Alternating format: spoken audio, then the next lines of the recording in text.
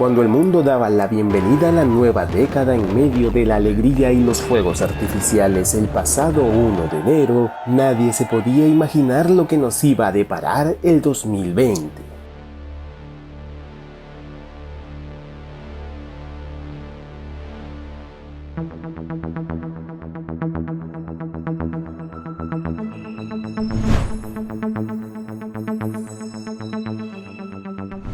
El 7 de enero, las autoridades chinas anunciaron que habían identificado el nuevo virus al que llamaron 2019-CoV.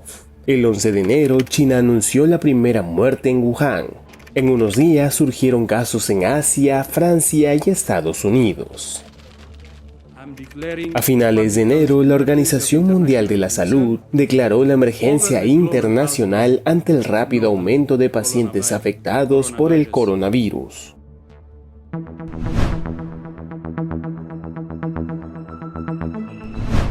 El 7 de febrero, el médico Lin Wenliang, quien alertó a sus colegas de un nuevo coronavirus, murió infectado en el mismo hospital donde laboraba.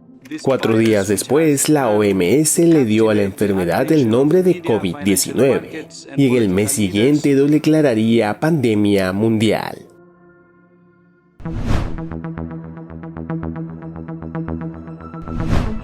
Se ha confirmado el primer caso de infección. El 6 de marzo se registró el primer paciente con COVID-19 en el Perú. En consecuencia, el gobierno de Martín Vizcarra declaró unos días después el estado de emergencia nacional y aislamiento social para evitar la propagación del virus. Solo se podía salir de casa para adquirir alimentos, medicinas y bienes básicos o para asistir a centros de salud. Además, se cerraron las fronteras para el transporte internacional de personas y los viajes interprovinciales. El 19 de marzo se registró el primer fallecido por COVID-19 en nuestro país, un hombre de 78 años con insuficiencia respiratoria severa. Al día siguiente, Elizabeth Inostroza deja el cargo en la cartera de salud y lo reemplaza Víctor Zamora, especialista en salud pública.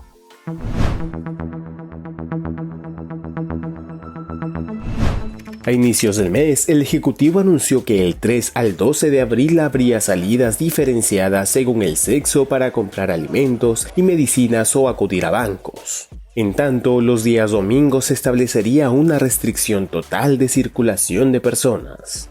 Los casos confirmados de coronavirus se continuaron elevando en todo el territorio nacional. En consecuencia, más de 5 millones de alumnos de colegios públicos empezaron el año lectivo a través de televisión, radio e internet mediante el programa Aprendo en Casa. En un nuevo intento por detener las aglomeraciones en mercados y centros de abastecimiento, el gobierno anunció que se multaría a quienes incumplieran las medidas restrictivas. Por otro lado, el COVID-19 también llegó a los penales y se registraron 28 muertes de presos por coronavirus, por lo que se dictó un paquete de medidas para reducir el hacinamiento en las cárceles y con ello los contagios.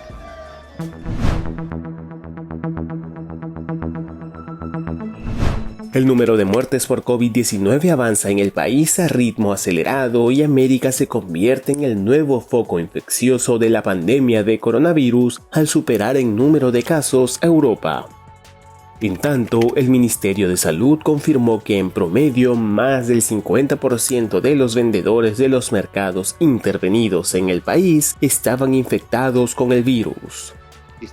El presidente Vizcarra anunció la ampliación del estado de emergencia, la quinta desde que inició la crisis sanitaria hasta el 30 de junio.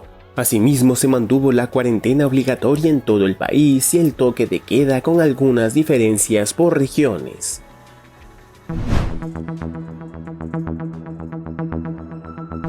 El Ejecutivo relaja algunas medidas para sobrellevar el confinamiento, por lo que desde el 3 de junio las personas reanudaron las actividades físicas en la vía pública. En tanto, los centros comerciales, conglomerados y tiendas por departamento empezaron a reabrir sus puertas desde el 22 de junio, con ciertas restricciones y siguiendo estrictos protocolos para proteger la salud de trabajadores y clientes. Finalmente, el presidente Vizcarra anunció que desde el próximo mes, julio, se levantaría la cuarentena general en el país y se impondría una cuarentena focalizada en 7 regiones.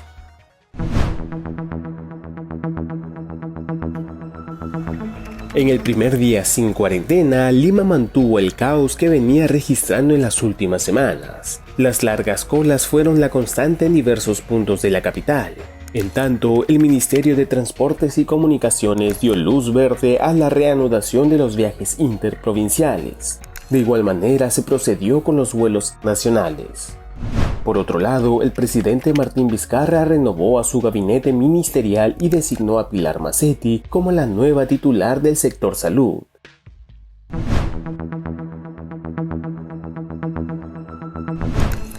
El ministro de Relaciones Exteriores informó que ya se estaban negociando con 5 laboratorios del mundo para la adquisición de la vacuna contra la COVID-19. Ante el aumento de número de casos y fallecidos a causa de la pandemia, el gobierno informó que se volverá al toque de queda dominical y quedan prohibidas las reuniones sociales. 11 días después de este anuncio ocurriría una tragedia. 12 mujeres y un hombre murieron en una intervención policial en una discoteca que funcionaba de manera clandestina en Los Olivos. Ya casi por cerrar el mes, otra mala noticia se daría a conocer. Perú superó a Bélgica y se convierte en el país con mayor tasa de mortalidad por COVID-19.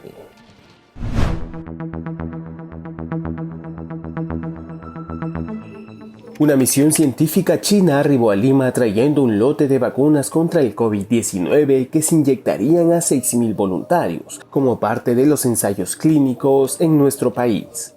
En tanto, a mediados del mes, el presidente Vizcarra y la ministra de Salud señalaron que los indicadores de contagios, hospitalizaciones y muertes por coronavirus disminuyen gradualmente en el territorio nacional. Por tal motivo, se levantó la inmovilización obligatoria los días domingos en casi todo el país. Sin embargo, el uso de vehículos particulares aún quedaba prohibido a fin de evitar las reuniones sociales.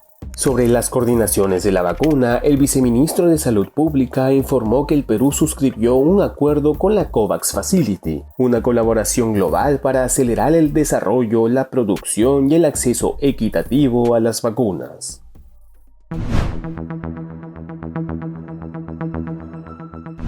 El gobierno peruano suavizó las medidas de confinamiento para los adultos mayores y levantó la cuarentena focalizada en algunas provincias en medio de un cierto optimismo por la mejora en los números de la pandemia. En tal sentido, también se autorizó el reinicio de vuelos internacionales a ciertos países bajo estrictas medidas sanitarias. Por otro lado, ante el incremento de personas en el litoral limeño, el gobierno dictó un decreto en el que se prohibió ingresar a las playas los viernes, sábados y domingos a fin de evitar las aglomeraciones.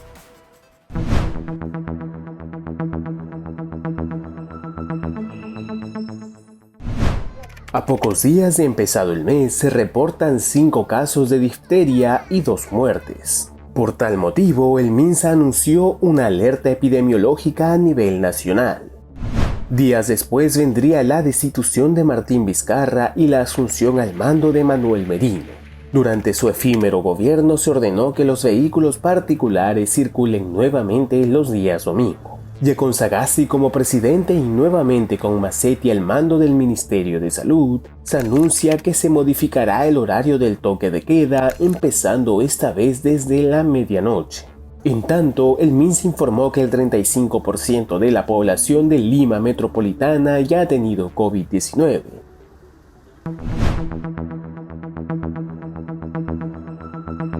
Como parte de la reactivación económica, el gobierno aprobó la reapertura de actividades en cines, teatros, gimnasios, casinos y tragamonedas con un aforo de hasta el 40% en espacios cerrados. Por otro lado, se anunció también que se reiniciarán los vuelos comerciales de pasajeros hacia Europa, con 5 destinos permitidos inicialmente. Sin embargo, se suspendió de forma preventiva esta medida ante el riesgo de que llegue la nueva cepa del coronavirus aparecida en Reino Unido. Finalmente, para evitar los contagios en las fiestas de fin de año, se decidió restringir el tránsito de vehículos particulares los días 24, 25 y 31 de diciembre, al igual que el 1 de enero. Sobre las coordinaciones de la vacuna, el jefe de Estado indicó que el proceso de adquisición es complejo, pero que en poco tiempo se tendrá una fecha definitiva. El objetivo final es vencer la pandemia. En eso estamos y no vamos a descansar hasta que todos estén vacunados.